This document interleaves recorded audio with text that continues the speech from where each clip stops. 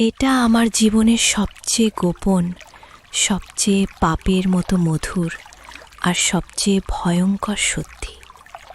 আমার মায়ের সাথে, আমার নিজের মায়ের সাথে যা ঘটেছিল সেটা। আমার নাম রাহাত, বয়স তখন 24। ঢাকার মিরপুরের একটা পুরনো ফ্ল্যাটে আমরা দুজন থাকতাম। আব্বু বিদেশে, প্রায় 3 বছর ধরে। মা একাই সংসার সামলাতেন। আমি চাকরি করি, কিন্তু বাসায় ফিরে দেখি মা একা বারান্দায় বসে থাকেন, চোখে একটা অদ্ভুত নির্জনতা। আমি বড় হয়ে গেছি, কিন্তু মায়ের কাছে এখনো ছোট্ট রাহাত। আর সেই ছোট্ট রাহাতের মনে কখন যে একটা অন্যরকম অনুভূতি জেগে উঠেছিল, নিজেই বুঝতে পারিনি। সেদিনটা ছিল বর্ষার মাঝামাঝি। ঢাকার আকাশ কালো করে বৃষ্টি পড়ছে। বিদ্যুৎ চলে গেছে ঘণ্টাখানেক আগে। ফ্ল্যাটের ভেতরটা গুমোট গরম। আমি ঘামে ভিজে সোফায় শুয়ে আছি। মা রান্নাঘর থেকে ডাকলেন, রাহাত, একটু সরে বস, আমারও গরম লাগছে। মা পরেছিলেন একটা পাতলা সাদা সালোয়ার কামিজ। বৃষ্টির ভেজা হাওয়ায় কাপড়টা শরীরের সাথে একটু লেগে গেছে। আমি চোখ সরিয়ে নিলাম, কিন্তু হৃদয়টা ধক করে উঠল। মা পাশে বসতেই তার শরীর থেকে ঠেসে আসা সেই চেনা হালকা সাবানের গন্ধ আর গরম নিঃশ্বাস আমাকে ঘিরে ধরল। অন্ধকারে তার নরম হাতটা আমার কাঁধে পড়ল। তোর শরীরটা জর্জর লাগছে না তো? তার আঙুলগুলো আমার কাঁধে হালকা চাপ দিল। আমি কাঁপলাম, শরীরের ভেতরটা যেন আগুন হয়ে গেল। না মা, ঠিক আছে বলতে গিয়ে আমার গলা ভেঙে গেল। মা আরও কাছে সরে এলেন। বৃষ্টির শব্দের মাঝে তার ভারী নিঃশ্বাস শোনা যাচ্ছিল। তার বুকের ওঠানামা আমার হাতের খুব কাছে। আমি নিজেকে সামলাতে পারছিলাম না। অনেক দিন ধরে লুকিয়ে লুকিয়ে মায়ের দিকে তাকিয়ে থাকতাম। তার হাসি, তার চোখ, তার চুলের গন্ধ, সব কিছু আমাকে পাগল করে দিত। কিন্তু আজ অন্ধকারে আর কোনো বাধা ছিল না। মা হঠাৎ বললেন, রাহাত, তোকে ছোটবেলায় যেমন জড়িয়ে ধরে ঘুম পাড়াতাম, মনে আছে? তার কণ্ঠস্বরে একটা অদ্ভুত কোমলতা। আমি বলে মাথা নেড়েছি মাত্র। পরক্ষণেই তার 2 হাত আমার বুকে জড়িয়ে গেল। তার নরম শরীরটা আমার শরীরের সাথে লেগে গেল। গরম, ভীষণ গরম। আমার বুকের ভেতর হৃদয়টা লাফাচ্ছে। তার শরীর থেকে যে উত্তাপ ছড়িয়ে পড়ছিল সেটা আমার রক্তে মিশে যাচ্ছিল। আমি আর নিজেকে আটকাতে পারলাম না। আমার হাতটা ধীরে ধীরে তার পিঠের ওপর উঠে গেল। পাতলা কাপড়ের নিচে তার মসৃণ ত্বকের উষ্ণতা অনুভব করলাম। মা একটু কেঁপে উঠলেন, কিন্তু সরে গেলেন না।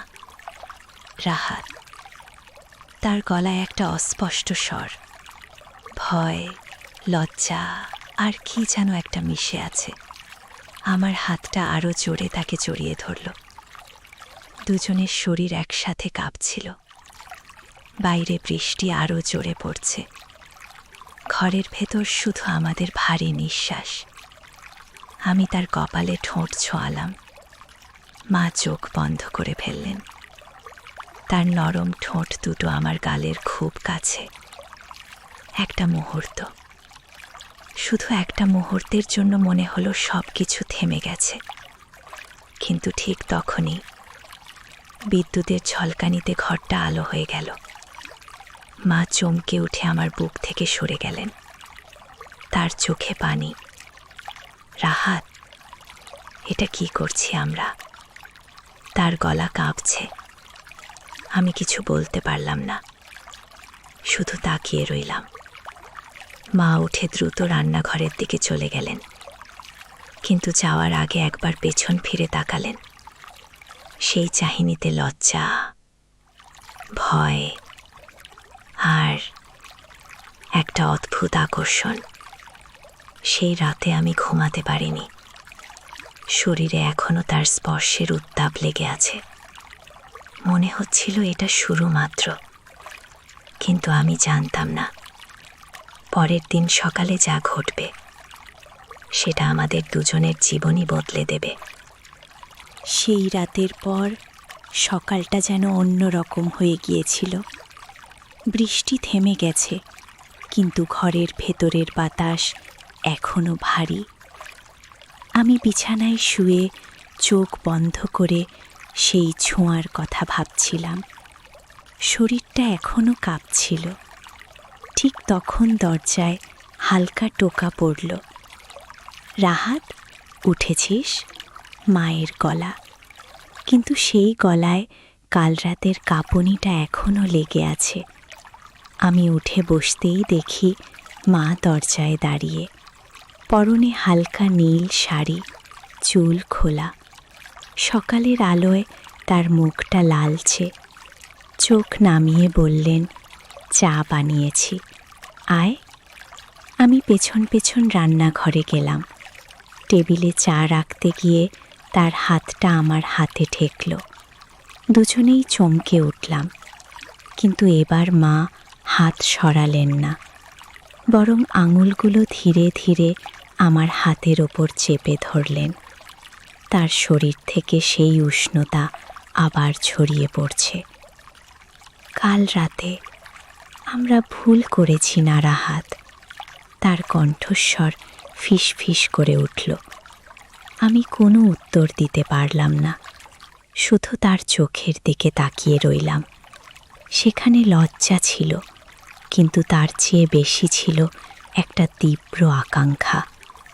মা হঠাৎ আমার বুকে মাথা রেখে দিলেন। তোকে ছাড়া আমার আর কেউ নেই রে, অনেক দিন ধরে একা লাগে। তার নরম শরীরটা আমার সাথে জড়িয়ে গেল। আমার হাত দুটো স্বাভাবিকভাবেই তার কোমর ঘিরে ধরল। শাড়ির পাতলা কাপড়ের নিচে তার ত্বকের গরম অনুভব করছিলাম। আমাদের নিঃশ্বাস একসাথে ভারী হয়ে উঠছিল। সকালের রান্নাঘরে দাঁড়িয়ে আমরা এভাবে অনেকক্ষণ জড়াজড়ি করে রইলাম। মায়ের হাত আমার পিঠ বেয়ে উঠে যাচ্ছিল, আঙুলগুলো হালকা চাপ দিচ্ছিল। প্রত্যেকটা স্পর্শে আমার শরীর কেঁপে উঠছিল। মা, আমি ফিসফিস করে বললাম। তিনি মুখ তুলে আমার ঠোঁটের খুব কাছে চলে এলেন। তার গরম নিঃশ্বাস আমার ঠোঁটে লাগছে। 1 সেকেন্ড, 2 সেকেন্ড, তারপর তার নরম ঠোঁট আমার ঠোঁটে ছুঁয়ে গেল, হালকা কিন্তু গভীর। সেই প্রথম চুমুতে মনে হলো পুরো পৃথিবীটা ঘুরে গেল। আমার হাত তার চুলের মধ্যে ঢুকে গেল। মা একটু কেঁপে উঠে আমাকে আরও জোরে জড়িয়ে ধরলেন। চুমু থামার পর মা লজ্জায় মুখ লুকালেন আমার বুকে। এটা পাপ রাহাত, কিন্তু আমি থামতে পারছি না। তার কথায় আমার বুকের ভেতরটা মোচড় দিয়ে উঠল। আমি তাকে আরও কাছে টেনে নিলাম। আমাদের শরীর একসাথে জড়িয়ে যাচ্ছিল। রান্নাঘরের টেবিলে হেলান দিয়ে দাঁড়িয়ে আমি তার কানের কাছে ফিসফিস করলাম, আমিও পারছি না মা, তোমাকে ছাড়া আমার কিছু ভালো লাগে না। মায়ের শরীরটা আমার বুকে আরও গলে গেল। তার ভারী নিঃশ্বাস আমার গলায় লাগছিল। আমার হাত তার পিঠ বেয়ে নিচে নামছিল, নরম উষ্ণ স্পর্শ।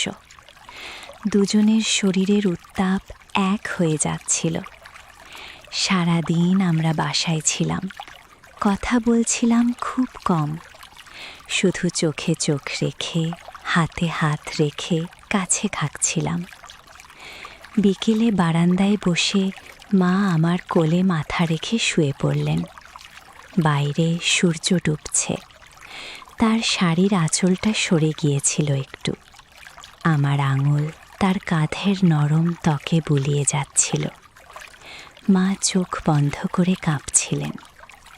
রাহাত, এভাবে আর কতদিন চলবে?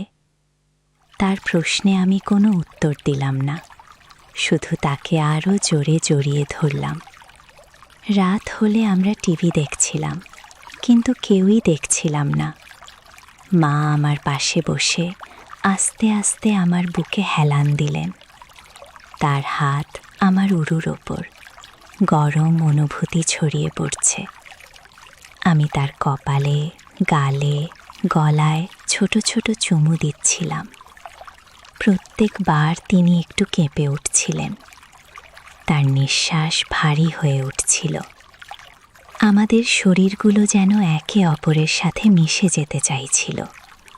কিন্তু ঠিক মাঝরাতের দিকে, যখন আমি মায়ের ঘরে যাচ্ছিলাম তাকে দেখতে, দরজার সামনে দাঁড়িয়ে শুনতে পেলাম মা ফোনে কথা বলছেন। গলাটা কাঁপছে। হ্যাঁ, রাহাতের সাথে। না, তুমি বুঝবে না। আমি চুপ করে দাঁড়িয়ে রইলাম। ফোনটা কার সাথে? আব্বুর সাথে নাকি অন্য কেউ? মা ফোন রেখে দিয়ে দরজার দিকে তাকালেন। তার চোখে ভয় আর অপরাধ বোধ। কিন্তু যখন আমাকে দেখলেন, সেই চোখে আবার সেই আগুন জ্বলে উঠল। তিনি ধীর পায়ে আমার দিকে এগিয়ে এলেন। রাহাত, আজ রাতে। মা আমার হাতটা শক্ত করে ধরে ঘরের ভেতর টেনে নিয়ে গেলেন। দরজাটা বন্ধ হওয়ার শব্দটা যেন আমার বুকের ভেতর গিয়ে বাজল। ঘরে শুধু ছোট্ট একটা নাইট ল্যাম্প জ্বলছে। মায়ের মুখটা লাল, চোখ দুটো ভেজা ভেজা। রাহাত, আর কিছু ভাবতে পারছি না, ফিসফিস করে বললেন তিনি। তার শরীরটা আমার শরীরের সাথে লেগে গেল। এবার আর কোনো দ্বিধা ছিল না। আমি তাকে জড়িয়ে ধরলাম। তার শাড়ির আঁচল খসে পড়ল মেঝেবে। পাতলা ব্লাউজের নিচে তার নরম উষ্ণ ত্বক আমার বুকে চেপে বসল। দুজনের শরীরের উত্তাপ এক হয়ে যাচ্ছিল। মায়ের ভারী নিঃশ্বাস আমার গলায় লাগছিল। প্রত্যেকটা শ্বাসের সাথে তার বুক ওঠানামা করছিল। আমার হাত তার পিঠ বেয়ে নিচে নামল, নরম মসৃণ। মা একটু কেঁপে উঠে আমার ঘাড়ে মুখ গুজে দিলেন। তোর স্পর্শে আমার সব কিছু গলে যাচ্ছে রে। তার গলা ভাঙা ভাঙা। আমরা বিছানায় বসে পড়লাম। মা আমার কোলে উঠে এলেন। তার দুই পা আমার দুই পাশে, শরীর পুরোপুরি জড়িয়ে গেছে। আমার হাত তার কোমর ঘিরে রেখেছে, আঙুলগুলো হালকা চাপ দিচ্ছে। তার শরীর থেকে যে গরম অনুভূতি ছড়িয়ে পড়ছিল, সেটা আমার রক্তে আগুন ধরিয়ে দিচ্ছিল। আমি তার গলায়, কাঁধে, বুকের কাছে ছোট ছোট চুমু দিয়ে যাচ্ছিলাম। প্রত্যেক চুমুতে মা কেঁপে উঠছিলেন। তার নখ আমার পিঠে খোঁচা দিচ্ছিল। দুজনের নিঃশ্বাস এখন একই তালে চলছে, ভারী, গরম, উত্তেজিত। মা, আমি তোমাকে অনেক দিন ধরে চেয়েছি, আমি কানের কাছে বললাম। মা আমার মুখটা দুই হাতে ধরে ঠোঁটে ঠোঁট মিলিয়ে দিলেন। এবার চুমুটা ছিল গভীর, তীব্র। তার ঠোঁট আমার ঠোঁটকে পুরোপুরি গ্রাস করে নিচ্ছিল। আমাদের শরীর একসাথে দুলছিল। তার নরম বুক আমার বুকে চেপে আছে। শরীরের প্রতিটা বাঁক আমি অনুভব করছিলাম। হাত দুটো তার চুলের মধ্যে ঢুকে গেছে। আমরা দুজনেই কাঁপছিলাম। লজ্জা ছিল, কিন্তু সেই লজ্জাটাই উত্তেজনাকে আরও বাড়িয়ে দিচ্ছিল। অনেকক্ষণ পর মা আমার বুকে মাথা রেখে শুয়ে পড়লেন। তার আঙুল আমার বুকে বৃত্ত আঁকছিল। রাহাত, তোর আব্বু ফোন করেছিল আজ। বলল আরও 6 মাস লাগবে ফিরতে। তার কথায় আমার বুকটা হালকা হয়ে গেল। কিন্তু পরক্ষণেই মা বললেন, কিন্তু আমি তাকে কিছু বলতে পারিনি। কি বলবো যে আমি আমার ছেলের কাছে এভাবে গলে যাচ্ছি? তার গলায় কান্না মিশে গেল। আমি তাকে আরও শক্ত করে জড়িয়ে ধরলাম। তার শরীর আমার শরীরের সাথে পুরোপুরি মিশে গেছে। গরম ত্বক, কাঁপুনি, ভারী নিঃশ্বাস, সব একাকার। আমি তার কানে ফিসফিস করে বললাম, এটা আমাদের গোপন, শুধু আমাদের। মা মাথা তুলে আমার চোখে চোখ রাখলেন। সেই চাহনিতে এখন আর ভয় নেই, শুধু গভীর ভালোবাসা আর আকাঙ্ক্ষা। তিনি আমাকে আবার চুমু দিলেন। এবার তার হাত আমার শার্টের নিচে ঢুকে গেল। নরম আঙুল আমার বুকে বুলিয়ে যাচ্ছে। আমার শরীর জ্বলে উঠল। আমিও তার ব্লাউজের হুক খুলতে খুলতে তার পিঠে হাত বুলিয়ে দিলাম। তার ত্বক মসৃণ, গরম। প্রত্যেক স্পর্শে দুজনেই কেঁপে উঠছিলাম। রাত গভীর হচ্ছিল। আমরা দুজনেই একে অপরের শরীরে হারিয়ে যাচ্ছিলাম। মায়ের নরম ঠোঁট আমার সারা শরীরে ঘুরে বেড়াচ্ছিল। আমার হাত তার সমস্ত সৌন্দর্য অনুভব করছিল। শরীরের উত্তাপ, জড়িয়ে যাওয়া, কাঁপুনি সব কিছু যেন একটা স্বপ্নের মতো। কিন্তু হঠাৎ মায়ের ফোনটা বেজে উঠল। তিনি চমকে উঠে সরে গেলেন। স্ক্রিনে আব্বুর নাম। মা আমার দিকে তাকালেন, চোখে অসহায়তা। তিনি ফোনটা ধরলেন। গলাটা স্বাভাবিক রাখার চেষ্টা করছেন, কিন্তু তার শরীর এখনও আমার সাথে লেগে আছে। হ্যাঁ, ঠিক আছে, রাহাত ঘুমাচ্ছে। কথা বলতে বলতে মায়ের একটা হাত আমার হাতে চেপে ধরল। তার আঙুলগুলো কাঁপছে। ফোন রাখার পর মা আমার বুকে ঝাঁপিয়ে করলেন। রাহাত, আমি আর পারছি না, তোকে ছাড়া কিছু ভালো লাগে না। আমরা আবার জড়িয়ে ধরলাম। কিন্তু ঠিক তখনই বাইরের দরজায় কড়া নড়ার শব্দ হলো। মাঝরাতে কে এলো? মা ভয়ে আমার বুকে মুখ লুকালেন। আমার হৃদয়টা ধক করে উঠল। দরজায় কড়া নড়ার শব্দে আমাদের দুজনের শরীরই শক্ত হয়ে গেল। মা আমার বুক থেকে মুখ তুলে ভয়ার্ত চোখে তাকালেন। তার শরীর এখনও আমার সাথে জড়ানো। নরম ত্বকের উত্তাপ আমার শরীরে লেগে আছে। আমি ধীরে ধীরে উঠে দরজার দিকে গেলাম। মা পেছনে বিছানায় বসে আঁচল ঠিক করছেন, কিন্তু তার চোখে এখনও সেই আগুন জ্বলছে। দরজা খুলতেই দেখি আমার খালাতো বোন নিশি হঠাৎ করে চট্টগ্রাম থেকে এসেছে। দাদা, বাসায় থাকিস না? মা কোথায়? তার গলায় ক্লান্তি। আমি হতবাক। নিশি অনেকদিন পর এসেছে, কিন্তু এই সময়ে?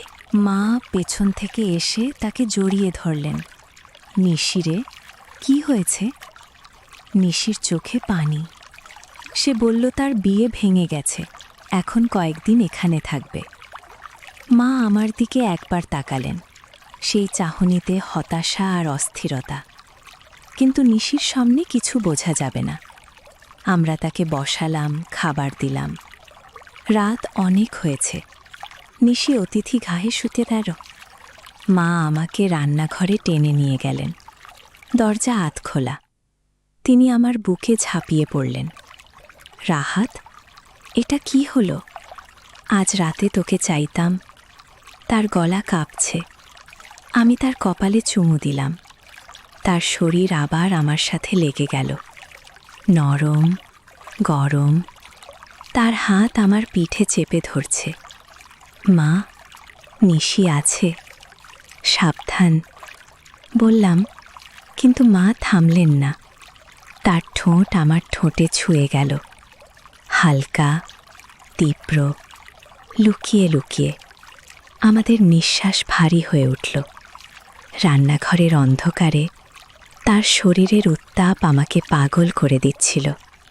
আমার হাত তার কোমর বেয়ে উঠে যাচ্ছিল। মা কেঁপে উঠে আমার কানে ফিসফিস করলেন, একটু পরে আমার ঘরে আয়, আমি অপেক্ষা করব। নিশি ঘুমিয়ে পড়ার পর আমি মায়ের ঘরে গেলাম। দরজা ভেজানো। ভেতরে ঢুকতেই মা আমাকে জড়িয়ে ধরলেন। এবার আর কোনো বাধা নেই। তার শাড়ি খসে পড়েছে। আমরা বিছানায় শুয়ে পড়লাম। তার পুরো শরীর আমার শরীরের ওপর, নরম, উষ্ণ, কাঁপছে। আমার হাত তার সারা শরীর বুলিয়ে যাচ্ছে। প্রত্যেক স্পর্শে মা ভারী নিঃশ্বাস ফেলছেন। তার ঠোঁট আমার গলা, বুক, কাঁধে ঘুরে বেড়াচ্ছে। দুজনের শরীর একসাথে দোলছে। গরম অনুভূতি, জড়িয়ে যাওয়া, কাঁপুনি সব কিছু যেন ঝড়ের মতো। রাহাত, তোকে ভালোবাসি, এটা পাপ হলেও আমি তোর, মা কান্না মিশিয়ে বললেন। আমি তাকে আরও শক্ত করে জড়িয়ে ধরলাম। আমাদের শরীর এক হয়ে যাচ্ছিল। নরম স্পর্শ, গরম নিঃশ্বাস, কাঁপতে থাকা শরীর। রাতটা যেন শেষ হতেই চাইছিল না। মা আমার কানে ফিসফিস করে অনেক কথা বলছিলেন, তার অতীতের একাকিত্ব, আমার প্রতি তার লুকানো আকর্ষণ। আমি তার চুলে হাত বুলিয়ে ঠোঁটে চুমু দিয়ে সব শুনছিলাম। কিন্তু ভোরের দিকে যখন আমরা ক্লান্ত হয়ে একে অপরের বাহুতে শুয়ে আছি, হঠাৎ নিশির ঘর থেকে শব্দ হলো। মা চমকে উঠে আমাকে সরিয়ে দিলেন। রাহাত, যা দেখ। আমি উঠে গেলাম। নিশি জেগে উঠেছে। সে আমাকে দেখে অদ্ভুতভাবে তাকালো। দাদা, মায়ের ঘর থেকে আসছিস কেন এত রাতে? তার প্রশ্নে আমার রক্ত জমে গেল। মা পেছনে এসে দাঁড়ালেন। তার চুল এলোমেলো, ঠোঁট ফোলা। নিশি দুজনের দিকে তাকিয়ে কিছু বুঝতে পারল কি না কে জানে। সে শুধু হাসল, কিন্তু সেই হাসিতে একটা রহস্য ছিল। মা আমার হাতটা লুকিয়ে চেপে ধরলেন। তার শরীর এখনো কাঁপছে। সকাল হলো। নিশি আমাদের সাথে ব্রেকফাস্ট করছে, কিন্তু মা আমার দিকে যেভাবে তাকাচ্ছিলেন সেটা লুকানো যাচ্ছিল না। নিশি হঠাৎ বলল, মাসি, তোমরা দুজন খুব ক্লোজ মনে হচ্ছে। মায়ের মুখ লাল হয়ে গেল। আমি জানতাম এবার আর লুকিয়ে রাখা যাবে না, কিন্তু মা আমার কানে কাছে এসে ফিসফিস করে বললেন, আজ দুপুরে নিশি বের হলে আমরা আবার। দুপুরে নিশি বেরিয়ে যাওয়ার পর মা আমার হাত ধরে বাথরুমে টেনে নিয়ে গেলেন। বাইরে বৃষ্টি শুরু হয়েছে আবার। পানির শব্দ ছাড়া আর কিছু শোনা যাচ্ছিল না। মা দরজা বন্ধ করে আমাকে দেওয়ালের সাথে চেপে ধরলেন। তার চোখে এখন আর লজ্জা নয়, শুধু তীব্র আকাঙ্ক্ষা আর অসম্ভব ভালোবাসা। রাহাত, আর দেরি করতে পারছি না, তোকে পুরোপুরি চাই। তার গলা কাঁপছে। আমরা দুজনেই পানির নিচে দাঁড়িয়ে গেলাম। গরম পানি আমাদের শরীরে ঝরে পড়ছে। মায়ের ভেজা শাড়ি শরীরের সাথে লেপ্টে গেছে। তার নরম উষ্ণ শরীর আমার শরীরের সাথে পুরোপুরি জড়িয়ে গেল। পানির শব্দের মাঝে আমাদের ভারী নিঃশ্বাস মিলেমিশে এক হয়ে যাচ্ছিল। আমার হাত তার ভেজা চুল, পিঠ, কোমর সব জায়গায় বুলিয়ে যাচ্ছিল। মা কেঁপে কেঁপে উঠছিলেন। তার ঠোঁট আমার ঠোঁট, গলা, বুকে অস্থির হয়ে ঘুরে বেড়াচ্ছিল। দুজনের শরীরের উত্তাপ পানির সাথে মিশে এক অদ্ভুত আগুন তৈরি করছিল। সেই মুহূর্তে আমরা দুজনেই সব ভুলে গিয়েছিলাম। সমাজ, পাপ, ভয়, শুধু আমরা দুজন। মা আমার কানে কানে বলছিলেন, তুই আমার সব, আমার ছেলে, আমার প্রেমিক, আমার সব কিছু। আমি তাকে জড়িয়ে ধরে তার সমস্ত সৌন্দর্য অনুভব করছিলাম। নরম স্পর্শ, গরম অনুভূতি, কাঁপুনি, জড়িয়ে যাওয়া, সব কিছু যেন চূড়ান্ত পর্যায়ে পৌঁছে গিয়েছিল। পানির নিচে দাঁড়িয়ে আমরা অনেকক্ষণ এভাবে কাটিয়ে দিলাম। কিন্তু যখন আমরা বেরিয়ে এলাম, দেখি নিশি ফিরে এসেছে। সে বাথরুমের দরজার সামনে দাঁড়িয়ে, তার চোখে অবাক দৃষ্টি। মাসি, দাদা, তোমরা? মা আমার হাত শক্ত করে ধরলেন। লজ্জায় তার মুখ লাল, কিন্তু এবার তিনি আর লুকালেন না। নিশি, এটা আমাদের গোপন, তুই যদি বলিস তাহলে। নিশি অনেকক্ষণ চুপ করে রইল, তারপর হাসল। আমি কিছু বলবো না, কিন্তু মাসি, এটা ঠিক না। তবে তোমাদের চোখে যে ভালোবাসা দেখছি সেটা লুকানো যায় না। সে ঘরে চলে গেল। আমরা দুজন হতবাক হয়ে দাঁড়িয়ে রইলাম। সেই ঘটনার পর কয়েকদিন কেটে গেছে। নিশি কিছু বলেনি। আব্বুর ফোন আসে, আমরা স্বাভাবিকভাবে কথা বলি। কিন্তু রাত হলেই মা আমার ঘরে চলে আসেন। আমরা জড়িয়ে ধরে থাকি, চুমু খাই, একে অপরের শরীরের উত্তাপ অনুভব করি। এটা পাপ, কিন্তু এই পাপ আমাদের দুজনকে আরও কাছে এনেছে। মা এখন আর শুধু মা নন, তিনি আমার সব। ভাইয়েরা, এই ছিল আমার জীবনের সবচেয়ে গোপন লাভ স্টোরি।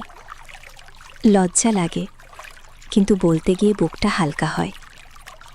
যদি তোমাদের ভালো লেগে থাকে তাহলে অবশ্যই লাইক করো, চ্যানেল সাবস্ক্রাইব করো আর বেল আইকন টিপে দাও। তোমাদের কমেন্টে বলো এই গল্পটা কেমন লাগলো। আর হ্যাঁ, যদি চাও এই গল্পের পরের অংশ, নিশির রহস্য, আব্বুর ফিরে আসা আর আমাদের ভবিষ্যৎ, তাহলে বলো। পরের পর্বে আরও গভীর, আরও আবেগপূর্ণ টুইস্ট নিয়ে আসব। যত্নে থেকো, ভালোবাসা ছড়িয়ে দাও। আল্লাহ হাফেজ।